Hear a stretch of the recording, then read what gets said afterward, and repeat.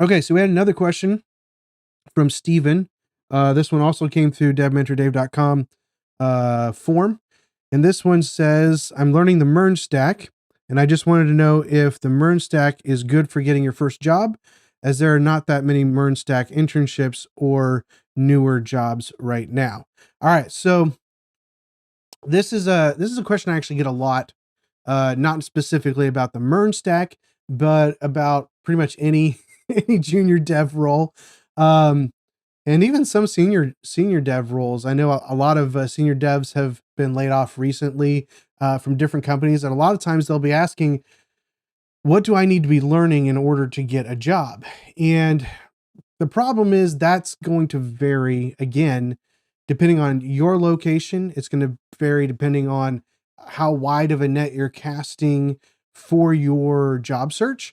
So if you are looking to potentially, let's say you're outside the United States and you're looking to get a job with a United States company, well, you're not going to worry so much, obviously, about what's popular in your country. You're going to worry about what's popular in the United States. So to say that the Mern stack is a good stack or a bad stack, or it's going to be easier or harder to get a job, really just depends on where you're looking for the job. Right now, React, which is part of that Mern stack, is really popular in a lot of the jobs that I'm seeing. Even at the company I work for, we're getting an increase in React jobs that we didn't have before. So right now, React is a little bit on the surge. I haven't honestly messed with MongoDB for a few years now, so I don't really know if Mongo's still cool to everybody or not. It's obviously still, part of multiple stacks, so I'm sure it's still being used for different things. But that to me really is the thing. And again, it goes back to, I've got a video up on, do you code for love or money, right? Do you code because you enjoy what you're learning, or are you trying to learn something because you need to get a job? And all of those things kind of come into play with this question. So really, to me, it's more about do you like the Mern stack? And if you like the Mern stack, then I think you should learn it as well as you possibly can, so that you become a senior developer that has that skill set, and you can jump into projects that have that already in place.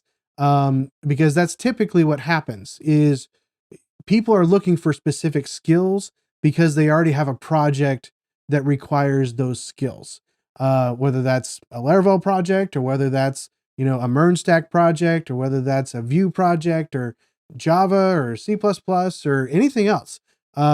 Usually people hire developers because they need that specific knowledge for something that they have, whether it's a project that they're getting ready to start, or a project that they're taking over from somebody else, or a project, maybe it's just an old project that somebody has running and they need some quick fixes for it.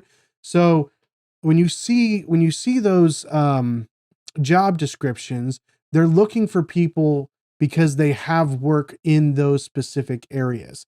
And so that's something to maybe keep an eye on, is the more you see of Mern stack, or the more you see of Lamp stack, but the more you see of a specific stack or a specific language or framework or something like that, that is really the indicator as far as how much of that work is going on, because that means there's a lot of that work coming in, and so they need somebody that can do that work.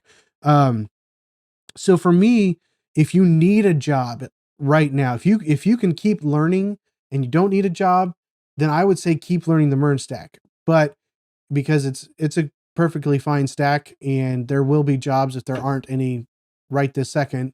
There's kind of a cyclical thing. There will be jobs that pop up, even if it's just old Mern stack applications that nobody's keeping updated or something like that.